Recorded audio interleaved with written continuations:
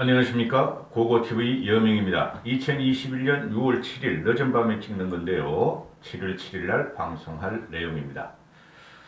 전 영상에서 말씀드렸다시피 지금 6월 7일, 8일 당원들의 모바일 투표가 있고 9일, 10일 여론조사가 있는데요. 어떠한 경우든 지금 각종 언론에서도 쏟아지는 당원 투표 가상 시뮬레이션 돌린 것들이 지금 주력 언론에서 돌고 있는데요. 어떠한 경우든 이준석의 태풍을 막을 수가 없다. 이준석이 반드시 이긴다 하는 것인데요. 고고TV도 11일, 즉 10일까지는 안심을 못해서 계속 찍는 겁니다. 이준석을 우리의 혁신, 개혁, 변화의 아이콘으로 만들어서 정권을 찾아와야 한다. 이렇게 계속 방송을 하는데요. 솔직히 좀 힘듭니다. 하루에 5, 6개씩 20분 이상 되는 영상을 올리려면요. 이번 영상은 나경원이가 뉴스원, 인터넷 신문이죠. 제가 알기로는 뉴스원이 동아일보 애들이 나와서 아마 좀 차린 걸로 알고 있는데 뉴스원에서 기자하고 영상 인터뷰를 한 것을 올리겠는데요. 어떻게 나경원이가 이렇게 망가지는가? 고고TV가 2년 동안 이 유튜브를 방송하면서 나경원이를 갖다가 한 번도 디스한 게 없어요. 심지어 4.7 보선에 오세훈이가 당선될 것이다 하고 제가 한 4개월을 두드렸는데요. 그럼에도 불구하고 나경원을 디스한 적 없어요. 이번에 나경원의 추락을 보면 이건 몰락의 과정을 넘어서 아주 자기 살을 자기가 파먹고 있습니다. 완벽한 추락이고 정계 은퇴각입니다. 우리가 정권을 잡으면은 나경원이 같은 합리적이고 이성적이고 지적이고 미인인 이런 친구를 갖다가 장관 정도는 한번 시킬 수가 있었어요. 그 다음에 또 거기서 연륜을 쌓고 장관의 연륜을 쌓고 다시 당에 들어와 이 일을 시킬 수 있었어요. 요번에 이준석 바람은 앞으로 최소한의 10년의 우리 국힘의 정권이 됩니다. 차기 선거는 윤석열이든 누구든 이길 것이며 그 다음에 차차기는 이준석이가 대한민국 대통령이 된다는 게 공식으로 지금 벌써 나왔습니다. 제가 다음 총선까지만 방송을 한다고 공언을 했기 때문에 그 이후에 제 말씀이 틀린지 아닌지 확인하십시오. 6년 후에 확인하십시오. 6년 후에 우리는 이준석이라는 대통령을 갖게 됩니다. 이 뉴스완하고 한 7, 8분을 그 영상을 하는데요. 기가 찹니다. 이 내용을 들어보면. 모든 게 거짓말이고 마지막엔 웁니다. 울어. 정권을 갖다가 교체하기 위해서 자기는 정치를 했다. 2002년도에도 그랬었고, 그죠? 그 다음에 이번에도 그렇다. 2002년도에 나경원이가 정권 교체했습니까? 못했죠. 이해창이한테 차출돼서 들어와서, 그죠? 이명박이가 5년 후에 했죠. 그 다음에 이명박 MB가와 중도기가 밀어서 박근혜 대통령이 당선된 겁니다. TK만 가지고 절대 대권을 갖고 올 수 없어요. 30% 지지율 갖고는. 그런데 나경원이가 정권을 뺏겼죠. 요번에 그래서 구당의 자세로 나와서 이준석이가 나와서 자기가 지는 것이 너무나 원통하고 분하다. 차라리 김은혜나 김웅희 같은 초선이 정치 경력이 일천한 1년 2개월짜리가 당대표가 되면 자기가 이렇게 억울하지 않을 텐데 초선도 아닌 이준석이가 나와가지고 직설적으로 비판적으로 모든 걸 개혁하려 하니 너무 분하다. 그게 주된 내용이에요. 8분 동안 내내 하는 말이 윤석열, 김종인, 유승민을 또 갖고 나옵니다. 어떻게 이렇게 망가질 수가 있는가? 이렇게 되면 뭐예요? 우리가 속았다는 거죠. 보수의 상징이 나경원이 이후로 보면은 정치를 패배하거나 대권을 패배하거나 국회의원을 패배한 자들을 치우고 나면은 나경원의 국회의원이 그래도 보선까지 해서 4선을 했는데 그래도 나경원이는 우리 20년 나경원 역사상 여성 정치인의 상징이었죠. 그렇죠? 우리가 나경원한테 쏘갔고 보수한테 쏘갔다는 거죠. 나경원은 중심 인물이었어요. 항상 화제를 몰고 왔죠. 합리적이다, 이성적이다, 예쁘다, 지적이다 때문에. 근데 이번에 보니까 나경원이가 아주 보수의 민낯을 갖다가 드러냅니다. 이래서 졌구나. 이래서 우리가 정권을 뺏겼구나 하는 것을 자각하셔야 됩니다. 그리고 나경원이가 스스로 자기를 몰락시키고 있고 스스로 퇴폐의 길을 가고 있습니다. 나경원이 혼자 물러나면 괜찮은데 국민들한테 저게 보수의 민낯이었구나. 저런 보수한테 우리가 정권을 줬구나. 나경원의 혼자의 몰락은 덜 아쉽지만은 보수의 민낯과 보수의 과거 참상이 나경원이가 요번에 이준석을 상대로 싸우면서 적나라하게 민낯을 보이고 있습니다. 화가 날 지경입니다. 여기서라도 나경원은 그만해야 돼요. 선거는 끝났습니다, 여러분. 이게 방송되는 게 6월 7일 아닙니까? 한 오전 중에 하면은 그 당원 선거는 끝났습니까? 끝났습니다. 나경원이가 하는 말을 잘 들어보시면은 당원들이 이준석을 싫어한다. 이준석은 위험하다. 현장에 가보고 당원들하고 접촉을 해보면은 당원들은 다 내가 당대표가 되어도 한다. 그런데 여론조사가 조작이다. 자기는 이해를 못하겠다. 이게 부정선거를 주장하는 거예요. 나경원이가 지금. 여론조사는 한 개 곳에서 나오는 게 아니고 수십 개에서 나온다. 최소한 10여 개에서 나오는데 각 방송에서도 나오고 여론조사는 추세를 보면 그걸 다 알게 돼요. 추세가 한 번도 나경원이가 이준석을 처음을 제외하고는 이긴 적이 없어요. 지금은 TK와 국힘 지지층, 국힘 당원들도 이준석을 갖다가 50% 정도를 지지하고 있어요. 그런데 나경원이는 끝까지 울면서 나는 억울하다. 왜 이준석이라는 애가 나와가지고 나를 이렇게 패배의 길로 들어가느냐. 내가 이준석보다 낫다. 이런 말을 합니다. 기가 찹니다. 어떻게 망가져도 이렇게 망가질 수가 있나. 나경원이 개인임에 그만 괜찮은데 보수 전체에 갖다 민낯과 보수 전체의 부패 덩어리를 나경원이가 지금 토설하고 있어요. 엄청나게 타격이 올 겁니다. 요번에 나경원이 같은 정치인 때문에 다른 정치인들도 나경원급으로 넘어가요. 앞으로 보시면 알지만 솔직히 말해서 나경원이가 하는 것은 박영선과 다를 바 없어요. 지금 이러면은 보수에서도 여성 정치인 하나 키워야 될 거 아닙니까? 그 배현진 같은 그 무식한 걸 키울 수는 없지 않습니까? 참으로 한심하고 참으로 참담합니다. 나경원이가 저렇게 스스로 몰락하는 과정을 보니까. 선거라는 것은 말이죠. 당내 선거든 국회의원 선거든 대통령 선거든 무조건 이겨야 하는 거예요. 네거티브가 어느 정도 들어올 수가 있죠. 네거티브. 그걸 막는 것도 방법이요. 그걸 쳐내는 것도 능력입니다. 나경원이가 이준석 어린애를 갖다 어린애 아니에요. 젊은 친구, 젊은 청년, 미래 청년입니다. 공격하다 안 되니까 인터넷 신문에 가가지고 말이야 질질 짜면서 말이야 이준석이면 안 되면 됩니다. 이준석만 안 되면 됩니다. 이준석은 공공의 책입니다. 보수의 책입니다. 이런 식으로 망발과 망언을 하는 나경원이가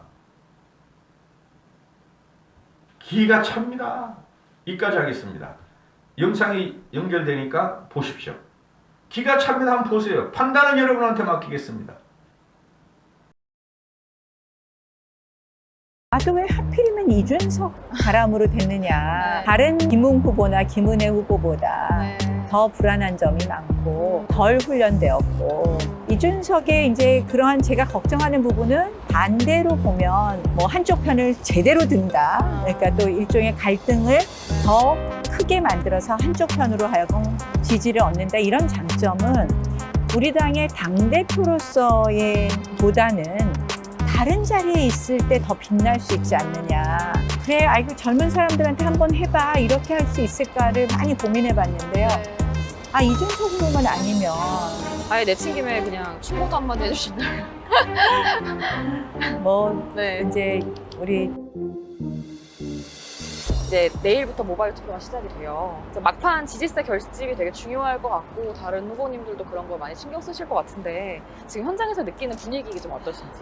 국민들은 일단 여론조사에서는 많이 이렇게 바람이 부니까 사실 이제 그 바람, 저도 참 그동안 정치에 오래 했던 저로서도 굉장히 송구하게 생각하고, 근데 가만히 보면 민심도 그렇고 당심도 그렇고, 아 그래 변화하고 쇄신하고 뭐 이런 거 좋은데, 네. 젊은 사람으로 바꾸고 뭐 이런 거 좋은데, 아 걱정되지 않아? 좀 불안하지 않아? 하는 마음이 굉장히 크신 것 같아요. 그래서 특히 당원 여러분들은 더 큰 걱정을 하시죠. 왜냐하면 당원분들은 어떻게 보면 그동안 대선을 직접 해보신 분들이 네. 많으신 거잖아요. 그러니까 내년에 반드시 이겨야 되는 선거인데, 아 그래도 좀 경험이 많은 사람이 해야 되는 것 아니냐, 이런 생각들이 많으신 것 같습니다. 그래서 그 걱정이 전략적 투표로 저한테 몰려오고 있다.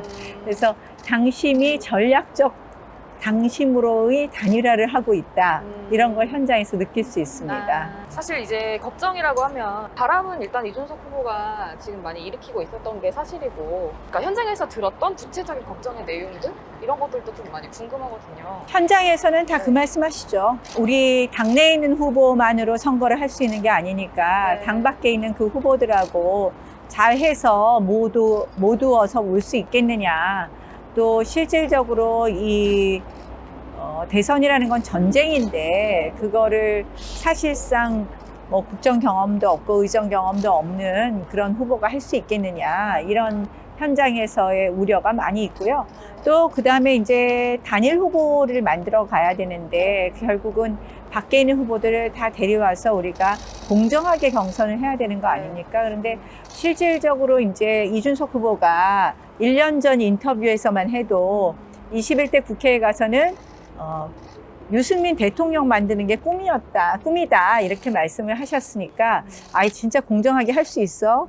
그리고 또 그런 의심 때문에 다른 후보들이 안 들어오면 어떡하지? 이런 걱정이 많이 있으신 것 같습니다. 안철수도 뭐 그다음에 윤석열도 다 우리 당 후보가 될 수 있다 이렇게 말하는데, 대표님만의 그 통합 보상, 차별화된 통합 보상이 있으실 것 같아요. 그래서 이제 제가 정시 출발에 대해서 비판을 했던 건데요. 실질적으로 뭐 일부 언론에서 윤석열 후보가 마치 국민의힘 입당을 하기로 기정사실화하는 보도를 하고, 심지어 평당원으로 입당할 수 있다 이런 보도도 했는데요. 윤석열 측에서는 즉각 부인했을 뿐만 아니라 제가 직접 확인했습니다. 본인들이 뭐 아직 이걸 구체적으로 결정한 게 전혀 없다. 그래서 실질적으로 밖에 있는 후보들, 윤석열, 안철수 이런 후보들한테 신뢰를 주는 게 굉장히 중요한데, 그 신뢰가 어렵다는 말씀이고요. 이준석 후보는 김종인 위원장 모시고 오겠다고 했어요. 모시고 오겠다는 표현은 어떻게 보면 비대위원장 내지 선거관리위원장 같은 느낌 아니겠습니까? 김종인 위원장께서 그런 말씀을 하셨어요. 윤석열 전 총장은 뭐 쉽게 대통령 될 수 없다. 그 다음 두 번째로는 우리 당내 후보를 찾아봐야 된다. 저는 당내 후보 찾고 당내 후보가 더 많은 지지율을 받는 거에 대해서 저도 정말 우리가 노력해야 된다고 생각을 합니다. 왜냐하면 지금 현재 우리 당내 후보들이 너무 구상이 안 되기 때문에. 그런데 지금 입장은 윤석열을 배제하겠다는 것으로 보이거든요. 김종인 위원장의 최근의 발언은. 이준석 후보는 또 그런 김종인 위원장을 모셔온다 그랬습니다. 결국 윤석열 배제 쪽으로 가는 것 아니냐. 또는 뭐 당에 영입하고도 고사시키는 쪽으로 가는 것 아니냐. 다른 후보들의 견제가 사실 굉장히 거세요. 오늘도 뭐 이준석 캠프 쪽에서도 좀 메시지가 나온 것 같고 해서, 거센 견제는 좀 어떻게 해석하시는지. 뭐 아무래도 제일 위협적인 존재라고 생각하는 거 아니겠습니까? 사실 이제 당심은 초보 선장에 대해서는 많이 불안해하고 있습니다. 그래서 저는 뭐 그런 면에서 이제 그런 견제가 나온다고 생각을 하고요. 저는 뭐 한편으로는 이런 생각을 해요. 이런 바람, 뭐 우리한테 주시는 질책, 제가 정말 더 많이 안아야 된다고 생각을 하는데요. 아, 또 왜 하필이면 이준석 바람으로 됐느냐. 왜냐하면 굉장히 리스크가 크다고 보는 거예요. 다른 어떤 뭐 김웅 후보나 김은혜 후보보다 네. 더 불안한 점이 많고 또 덜 훈련되었고 그리고 또 생각하는 가치나 그동안의 정치를 해온 부분도 걱정이 되는 부분이 많이 있습니다. 그래서 이준석의 이제 그러한 제가 걱정하는 부분은 반대로 보면 굉장히 거칠고 직선적이다. 네, 네. 뭐 한쪽 편을 제대로 든다. 그러니까 또 일종의 갈등을 네. 더 크게 만들어서 한쪽 편으로 하여금 지지를 얻는다. 이런 장점은 우리 당의 당대표로서의 보다는 다른 자리에 있을 때 더 빛날 수 있지 않느냐. 그래, 아이고 젊은 사람들한테 한번 해봐. 이렇게 할 수 있을까를 많이 고민해 봤는데요. 네. 아, 이준석 후보만 아니면 그런 생각을 좀 해봤습니다. 그래서 아까 말씀드린 여러 가지 젊은 사람들에게 어필하는 점이 네, 네. 오히려 당대표 자리에 가면 그것이 네. 독이 되지 않을까. 네. 그런 걱정이 네. 많이 있습니다. 아예 내친 김에 그냥 충고도 한마디 해주신다면. 뭐 네. 이제 우리 정치인은 말로 하는 거라 그러지만 저는 사실은 듣는 직업이라고 생각하고요. 말의 무게가 있으려면 네. 신뢰감이 굉장히 중요하다. 그래서 좀 더 절제하고 네. 우리 스스로 어떻게 보면 말의 무게를 네. 중요하게 생각해야 된다. 그런 말씀을 드리고 싶습니다. 네. 여러 가지 견제를 많이 받으셨는데 그런 견제들 중에서 당 대표는 그러니까 서포트형 리더십이 좀 필요하지 않냐. 근데 사실 항상 중심에 계셨고 본인이 스포트라이트를 받아왔었다. 그런 부분에 대한 우려랑 이런 걸 좀 불식을 시키신다면 항상 이제 네. 중심에 있었다 그러는데요. 네. 원내대표 중심에 있어야 되는 거 아닙니까? 예, 그렇죠. 사실 저는 꾸준히 일을 마다하지 않은 사람입니다. 네. 그리고 문재인 정권이 아무리 압박해도 굴하거나 뒤로 물러서지 않았습니다.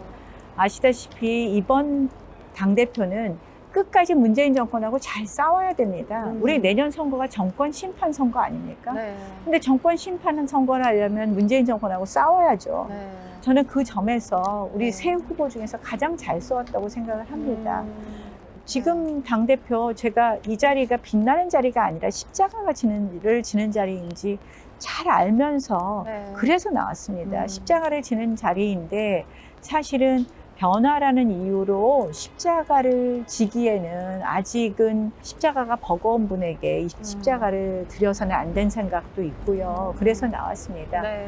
막판 어필 이런 느낌으로 뭐 사실 정말 저는 정권 교체가 하고 싶어서 나왔어요. 2002년 당에 처음 온 것도 정권 네. 교체를 하고 싶어서 왔고 네. 그래서 정권 교체를 했지만 우리가 실패하고 말지 않았습니까? 네. 정권 교체 하고 싶어서 온 거 꼭 네. 소명을 다하도록 하겠습니다.